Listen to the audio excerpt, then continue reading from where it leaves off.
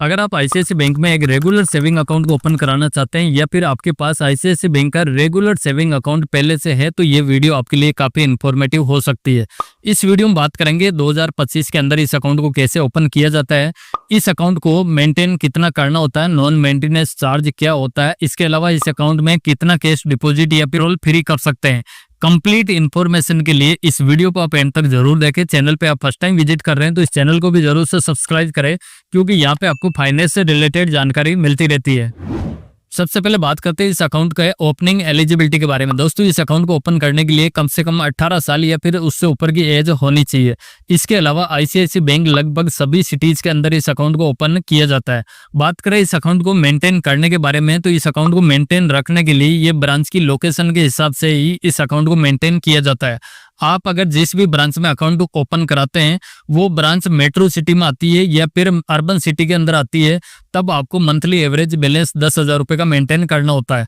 अगर आप जिस ब्रांच में अकाउंट को ओपन कराते हैं वो ब्रांच सेमी अर्बन एरिया के अंदर आती है, तब आपको 5,000 रुपए का मंथली एवरेज बैलेंस मेंटेन करना होता है।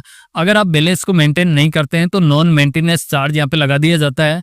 जो भी शॉर्टफॉल अमाउंट होती है उस पर 6% का नॉन मेंटेनेंस चार्ज यहाँ पे लगाई जाता है। अगर आप सेम कस्टमर आईडी पे अगर आप 50,000 रुपए तक का फिक्स डिपॉजिट करवा लेते हैं तब भी इस अकाउंट को आप जीरो पे यूज कर सकते हैं। इसके अलावा एक और तरीका है जिसके थ्रू आप मेंटेन कर सकते हैं। जैसे एग्जांपल के लिए इस अकाउंट को 10,000 रुपए का मेंटेन करना होता है, यानी कि 10,000 रुपए को आप 30 दिन के लिए रखते हैं तो वो 3 लाख रुपए के बराबर हो जाता है। तो इसी तरह आप महीने के पहले दिन अगर 3 लाख रुपए जमा करवा लेते हैं तो आप दूसरे दिन अगर विड्रॉल भी कर लेते हैं तो बाकी जो 29 दिन होता है उसमें आप अपने अकाउंट को जीरो बैलेंस पे यूज कर सकते हैं। उसमें किसी तरह का कोई भी चार्जेस नहीं लगेगा। अब बात करें इस अकाउंट को ओपन कैसे किया जाता है, तो इस अकाउंट को ओपन करने के लिए आपको 2 तरीका मिलेगा। चाहे तो आप ब्रांच विजिट करके भी इस अकाउंट को ओपन करा सकते हैं या फिर बैंकर को अपने घर बुला के भी आप इस अकाउंट को ओपन करा सकते हैं। बट जब भी आप इस अकाउंट को ओपन कराएंगे तो आपसे जो बैंकर होगा वो कुछ इनिशियल फंडिंग के लिए रिक्वायरमेंट करेगा, और ये जो फंडिंग होगी ये 50,000 रुपए भी मांग सकता है या फिर 1 लाख रुपए तक भी बोल सकता है। ये जो फंडिंग होती है ये ऑनलाइन ही करना होता है, बट आपका जैसे अकाउंट ओपन हो जाता है तो उसके बाद आप विड्रॉल भी कर सकते हैं। बट आपको जो बैलेंस होगा वो 10,000 रुपए का ही मेंटेन करना होगा, और ये जो फंडिंग होगी ये आपको ऑनलाइन या फिर चेक के थ्रू करना होगा। आपके पास पहले से कोई भी बैंक का अकाउंट है तो उसका आप चेक दे सकते हैं, या फिर आपके पास पहले से कोई भी अकाउंट नहीं है तो आप अपने ब्लड रिलेशन में किसी का भी चेक को दे सकते हैं, तो उसके थ्रू आपका अकाउंट ओपन हो जाएगा। लेकिन ये जो अकाउंट है इसको आप ऑनलाइन तरीके से ओपन नहीं कर सकते हैं। इसका ऑनलाइन प्रोसेस बिल्कुल बंद है, आपको ऑफलाइन तरीके से ही इस अकाउंट को ओपन कराना होगा। अब बात करते हैं इस अकाउंट में कितना कैश डिपॉजिट और विड्रॉल फ्री में कर सकते हैं। तो दोस्तों, हर महीने को आपको 1 लाख रुपए की लिमिट इस अकाउंट में मिलती है, और ये 1 लाख रुपए चाहे तो आप डिपॉजिट करा सकते हैं या फिर आप विड्रॉल कर सकते हैं, या फिर आप 50,000 डिपॉजिट करा सकते हैं या फिर आप 50,000 विड्रॉल कर सकते हैं। टोटल आपको जो कैश की लिमिट मिलेगी वो 1 महीने में सिर्फ 1 लाख रुपए की यहाँ पे मिलने वाली है। 1 लाख से आप ऊपर का कोई भी ट्रांजेक्शन करेंगे तो पर 1000 पे आपको 5 रुपए का चार्जेस लगेगा, बट ये जो चार्जेस होगा कम से कम 150 रुपए का चार्जेस यहाँ पे होने वाला है। इसके अलावा नंबर ऑफ ट्रांजेक्शन भी बात करें तो यहाँ पे आपको हर महीने आपको 3 ट्रांजेक्शन फ्री मिलने वाले हैं, और ये 3 ट्रांजेक्शन भी आप चाहे तो विड्रॉल के लिए कर सकते हैं या फिर डिपॉजिट के लिए कर सकते हैं, या फिर आप डिपॉजिट और विड्रॉल दोनों के लिए आप कर सकते हैं। फ्री ट्रांजेक्शन आपको 3 ही यहाँ पे मिलने वाले हैं।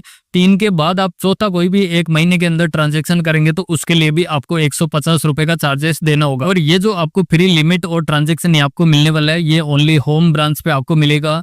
नॉन होम ब्रांच की बात करें तो आपको डेली की 25,000 रुपए की लिमिट यहाँ पे मिलने वाली है। 25,000 तक आप फ्री में जमा करवा सकते हैं। 25,000 से अगर आप ऊपर जमा करवाते हैं तो उसके लिए भी 150 रुपए का चार्जेस यहाँ पे लगने वाला है। वहीं बात करें थर्ड पार्टी ट्रांजेक्शन के बारे में, यानी कि आपके अलावा कोई और आपके अकाउंट में डिपॉजिट या फिर विड्रॉल करता है तो उसकी लिमिट 25,000 रुपए की होगी, और 25,000 रुपए पे ही 150 रुपए का चार्जेस भी लगेगा। अब बात करें इस अकाउंट में मिलने वाले डेबिट कार्ड के बारे में, तो इस अकाउंट में आपको आईसीआईसी बैंक का टाइटेनियम डेबिट कार्ड यहाँ पे मिलने वाला है। इस डेबिट कार्ड से डेली आप एटीएम से 1 लाख रुपए तक का कैश विड्रॉल कर सकते हैं, इसके अलावा पीओएस लिमिट की बात करें तो इस डेबिट कार्ड से आप डेली ऑनलाइन और ऑफलाइन शॉपिंग 5 लाख रुपए तक की आप इस डेबिट कार्ड के थ्रू कर सकते हैं। और इस डेबिट कार्ड पे आपको रिवार्ड फंड्स भी मिलता है। आप 200 रुपए की कोई भी शॉपिंग करते हैं तो उस पे आपको एक रिवार्ड फंड्स यहाँ पे मिलने वाला है। इसके अलावा इस डेबिट कार्ड पे इंश्योरेंस कवर भी मिलता है, जिसमें एयर एक्सीडेंटल डेथ कवर होगा वो 50,000 रुपए तक का इस डेबिट कार्ड पे मिलेगा। इसके अलावा ये जो डेबिट कार्ड मिलता है जीरो लॉस्ट कार्ड लाइबिलिटी के साथ में ये डेबिट कार्ड मिलता है। और इस डेबिट कार्ड पे फ्यूल सरचार्ज भी वेवर मिलता है। आप कोई भी आईओसीएल के आउटलेट पे जाते हैं या फिर बीपीसीएल के जाते हैं या फिर एचपीसीएल के आउटलेट पे जाते हैं और वहां पे आईसीआईसीआई बैंक का जो मशीन होता है उसके अंदर आप अपने डेबिट कार्ड को स्वैप करा के फ्यूल लेते हैं तो वहां पे फ्यूल सरचार्ज भी वेवर मिलता है। इस डेबिट कार्ड के चार्जेस के बारे में बात करें तो इस डेबिट कार्ड को जब अकाउंट के साथ में आप लेते हैं तब किसी तरह का कोई भी चार्जेस नहीं होगा। बट इस डेबिट कार्ड का एनुअली जो मेंटेनेंस चार्ज होगा वो 200 प्लस 18% का जीएसटी होगा, यानी कि सालाना जो चार्जेस लगेगा वो जीएसटी मिला के 236 रुपए का आपको सालाना चार्जेस इस डेबिट कार्ड का देना होगा। और इस डेबिट कार्ड को रिप्लेसमेंट वगैरह करवाते हैं तो भी 236 रुपए का चार्जेस देना होगा। बट इसके अलावा आप कोई और डेबिट कार्ड लेते हैं तो उसका चार्जेस अलग हो सकता है। बट इस डेबिट कार्ड का आपको 200 प्लस 18% का जीएसटी देना होगा। और इस डेबिट कार्ड के नंबर ऑफ ट्रांजेक्शन की यहाँ पे बात करें तो अगर आप आईसीआईसीआई बैंक के एटीएम पे यूज करते हैं तो हर महीने का आप 5 ट्रांजेक्शन फ्री कर सकते हैं। और ये जो ट्रांजेक्शन होगा ये फाइनेंशियल होगा। और 6 नंबर का आप कोई भी ट्रांजेक्शन करेंगे तो उसके लिए 21 रुपए प्लस जीएसटी आपको देना होगा। बट आप नॉन फाइनेंशियल कोई भी आईसीआईसीआई बैंक के एटीएम पे करते हैं तो उसका किसी तरह का कोई भी चार्जेस नहीं होगा। अदर बैंक के एटीएम की यहाँ पे बात करें तो बाकी जगह आपको हर महीने का 5 फाइनेंशियल ट्रांजेक्शन और नॉन फाइनेंशियल फ्री मिलने वाला है। बट अगर आप मेट्रो सिटी में यूज करते हैं तो वहां पे आपको 3 फाइनेंशियल और नॉन फाइनेंशियल फ्री मिलने वाला है। ये 3 ट्रांजेक्शन कंप्लीट होने के बाद आप चौथा कोई भी ट्रांजेक्शन करेंगे, अगर फाइनेंशियल होता है तो 21 रुपए प्लस 18% का जीएसटी देना होगा। और नॉन फाइनेंशियल करते हैं तो उसके लिए आपको 8.5 रुपए प्लस जीएसटी देना होगा। और जैसे अदर बैंक के एटीएम पे आपको 5 ट्रांजेक्शन मिलते हैं नॉन मेट्रो सिटी में, वहां पे भी आप 6 नंबर का कोई भी ट्रांजेक्शन करेंगे तो वो फाइनेंशियल होगा तो 21 रुपए का चार्जेस रहेगा। और नॉन फाइनेंशियल के लिए 8.5 रुपए का चार्जेस यहाँ पे लगने वाला है। और इंडिया के बाहर आप इंटरनेशनल कोई भी आप एटीएम से विड्रॉल करते हैं तो अगर फाइनेंशियल होगा तो 125 रुपए प्लस जीएसटी लगेगा। और आप नॉन फाइनेंशियल का कोई भी ट्रांजेक्शन करते हैं तो उसके लिए 25 रुपए का चार्जेस देना होगा। साथ में 3.5% का करेंसी कन्वर्जन चार्जेस भी लगेगा। और बैलेंस अनसफिशिएंट होने के बाद भी आप कोई भी ट्रांजेक्शन करते हैं तो पर ट्रांजेक्शन का 25 रुपए प्लस 18% का जीएसटी यहाँ पे लगने वाला है। और इस अकाउंट में डीडी या फिर पीओ इश्यू करवाते हैं तो अप टू 10,000 तक का होता है तो उसके लिए आपको 50 रुपीज का चार्जेस देना होगा। 10,000 से ऊपर होता है तो पर 1000 पे 5 रुपए का चार्जेस देना होगा। और ये जो चार्जेस होगा कम से कम 75 रुपीज का होगा और ज्यादा से ज्यादा 15,000 रुपए तक का ये चार्जेस हो सकता है पर ट्रांजेक्शन का। वहीं रूरल एरिया की यहाँ पे बात करें तो अप टू 10,000 रुपए तक का डीडी या फिर पीओ इश्यू करवाते हैं तो उसके लिए 40 रुपीज का चार्जेस देना होगा। 10,000 से लेके 50,000 तक का करवाते हैं तो उसके लिए 60 रुपीज का चार्जेस देना होगा। 50,000 से ऊपर करवाते हैं तो पर 1000 पे 5 रुपए का चार्जेस यहाँ पे होने वाला है। बट ये ज्यादा से ज्यादा 15,000 रुपए तक का चार्जेस हो सकता है। और डीडी को कैंसिल या फिर रीवैलिडेशन करवाते हैं तो उसके लिए भी 100 रुपीज का चार्जेस यहाँ पे लगेगा। और इस अकाउंट में चेकबुक की बात करें तो फाइनेंशियल ईयर में 25 पेज की चेकबुक होगी, वो बिल्कुल फ्री में यहाँ पे दी जाएगी। बट अगर आपको एडिशनल चेकबुक चाहिए तो पर लीफ का आपको 4 रुपीज का चार्जेस यहाँ पे देना होगा। पासबुक की बात करें तो इस अकाउंट में पासबुक आपको बिल्कुल फ्री में मिलने वाली है। बट आपका पासबुक कहीं गुम हो जाता है, खो जाता है तो आपको डुप्लीकेट लेने की जरूरत होती है तो इस केस में आपको 100 रुपीज प्लस 18% का जीएसटी देना होगा। और पिछला कोई भी रिकॉर्ड आप नई पासबुक के अंदर लेते हैं तब पर पेज का आपको 25 रुपए प्लस 18% का चार्जेस देना होगा। और इस अकाउंट में जो स्टेटमेंट मिलता है वो ईमेल पे आपको हर महीने फ्री मिल जाएगा। साथ में आप क्वार्टरली स्टेटमेंट भी ले सकते हैं। बट अगर आपको डुप्लीकेट स्टेटमेंट चाहिए, आप ब्रांच से लेते हैं या फिर आप कस्टमर केयर से लेते हैं तो पर स्टेटमेंट का आपको 100 रुपीज का चार्जेस देना होगा। और आप आईवीआर के थ्रू आप स्टेटमेंट लेते हैं तो उसके लिए 50 रुपीज का चार्जेस देना होगा। और इस अकाउंट में आपको आईसीआईसीआई बैंक की तरफ से इंटरनेट बैंकिंग और मोबाइल बैंकिंग की फैसिलिटी बिल्कुल फ्री में यहाँ पे मिलने वाली है, जिसके थ्रू आप किसी भी तरह का बिल पेमेंट बड़ी आसानी से कर सकते हैं। और इसके अलावा आप एनईएफटी, आरटीजीएस और यूपीआई के ट्रांजेक्शन भी बिल्कुल फ्री में कर सकते हैं। बट आपको आईएमपीएस के लिए कुछ चार्जेस यहाँ पे देना होगा, जिसमें अप टू 1000 रुपए तक का आप आईएमपीएस का ट्रांजेक्शन करते हैं तो उसके लिए 2 रुपए 50 पैसे का पर ट्रांजेक्शन का चार्जेस यहाँ पे होने वाला है। इसके अलावा आप 1000 से लेके 25,000 तक का आईएमपीएस वगैरह करते हैं तो उस केस में आपको 5 रुपए पर आईएमपीएस का देना होगा। 25,000 से लेके 5 लाख रुपए तक का IMPS वगैरह करते हैं तो उसके लिए 15 रुपए प्लस 18% का पर ट्रांजेक्शन का ये चार्जेस देना होगा। और इंटरनेट बैंकिंग के अलावा आप ब्रांच के थ्रू भी NEFT या फिर RTGS करवाते हैं तो उसके लिए भी चार्जेस देना होता है, जिसमें अप टू 10,000 रुपए तक का आप NEFT करवाते हैं तो उसके में आपको 2 रुपए 50 पैसे का चार्जेस देना होगा। 10,000 1 रुपए से लेके 1 लाख रुपए तक का करवाते हैं तो उसके लिए आपको 4 रुपए 75 पैसे का पर ट्रांजेक्शन का चार्जेस देना होगा। 1 लाख से लेके 2 लाख रुपए तक का आप NEFT करवाते हैं तो उसके लिए आपको 14 रुपए 75 पैसे का चार्जेस देना होगा। और 2 लाख से लेके 10 लाख रुपए तक का आप NEFT करवाते हैं ब्रांच के थ्रू तो उसके लिए आपको 24 रुपए 75 पैसे का चार्जेस यहाँ देने होंगे। इसके अलावा RTGS का भी आप ट्रांजेक्शन करवाते हैं ब्रांच के थ्रू तो 2 लाख रुपए से लेके 5 लाख रुपए तक का आप RTGS ब्रांच के थ्रू करवाते हैं तो उसके इसमें आपको 20 रुपए का चार्जेस पर ट्रांजेक्शन का देना होगा।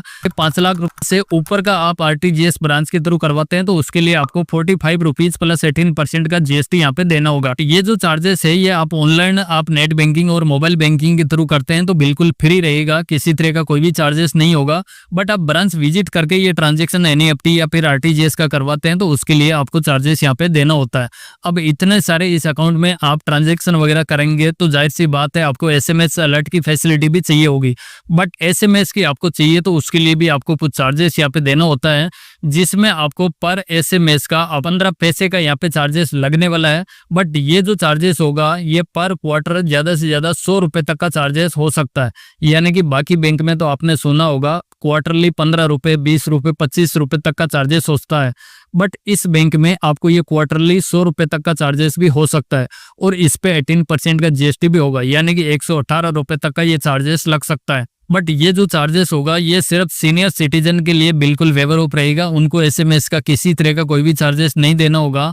और इस अकाउंट में 5,000 से ऊपर का आप कोई भी ट्रांजेक्शन करेंगे उसी का ही आपको SMS यहाँ पे मिलने वाला है। उससे नीचे का आप ट्रांजेक्शन करेंगे तो उसके लिए कोई भी SMS नहीं होगा। और इस अकाउंट में ECS या फिर NSCH या फिर चेक से कोई भी अमाउंट आपके अकाउंट से डेबिट होने वाली है और आपके अकाउंट में बैलेंस अनसफिशिएंट होने के कारण वो बाउंस होता है तो उस केस में आपको 500 प्लस 18% का GST यहाँ पे देना होगा। और अगर किसी नॉन फाइनेंशियल रीजन से आपका चेक वगैरह बाउंस होता है तो उस केस में आपको 50 रुपीज का चार्जेस देना होगा। जैसे आपका सिग्नेचर है वो मिसमैच हो जाता है तो उस केस में 50 रुपीज का चार्जेस देना होगा। और आपके अकाउंट में कोई भी चेक डिपॉजिट वगैरह होता है और वो फाइनेंशियल रीजन के कारण से वो बाउंस होता है तो उस केस में 200 रुपए प्लस 18% का GST यहाँ पे लगेगा। और इस अकाउंट में आप जो भी अमाउंट डिपॉजिट वगैरह करवाते हैं उसमें आपको 5 लाख रुपए तक का DIC GC के तहत आपका अमाउंट सिक्योर रहेगा। वहीं बात करें इस अकाउंट में इंटरेस्ट के बारे में तो अगर आप जो भी डिपॉजिट इस अकाउंट में रखते हैं उस पे 3% से लेके 3.5% तक का इंटरेस्ट मिलता है। अगर आप 50 लाख रुपए तक का अकाउंट में बैलेंस रखते हैं तो उसमें आपको 3% का इंटरेस्ट मिलेगा। 50 लाख से ऊपर रखते हैं तो उसमें आपको 3.5% तक का इंटरेस्ट मिलेगा। और इस अकाउंट के क्लोजर चार्जेस के बारे में यहाँ पे बात करें तो अकाउंट ओपन होने के बाद फर्स्ट 30 डेज के अंदर इस अकाउंट को क्लोज करवाते हैं तो उस केस में किसी तरह का कोई भी चार्जेस नहीं लगेगा। बट 31 डेज से लेके 1 साल के अंदर आप क्लोज करवाते हैं तो उस केस में आपको 500 रुपए प्लस 18% का GST देना होगा, यानी कि टोटल मिला के आपको 590 रुपए का चार्जेस देना होगा। और 1 साल के बाद आप क्लोज करवाते हैं तो उसके लिए कोई भी चार्जेस नहीं होगा। और इस अकाउंट में जितने भी मैंने आपको चार्जेस वगैरह बताए हैं उन सभी पे 18% का GST अलग से लगेगा, तो इस चीज का आपको ध्यान रखना है। मैंने क्योंकि काफी टाइम तो बता दिया 18% का GST, बट कई जगह मैंने ओनली सिर्फ चार्जेस बताया।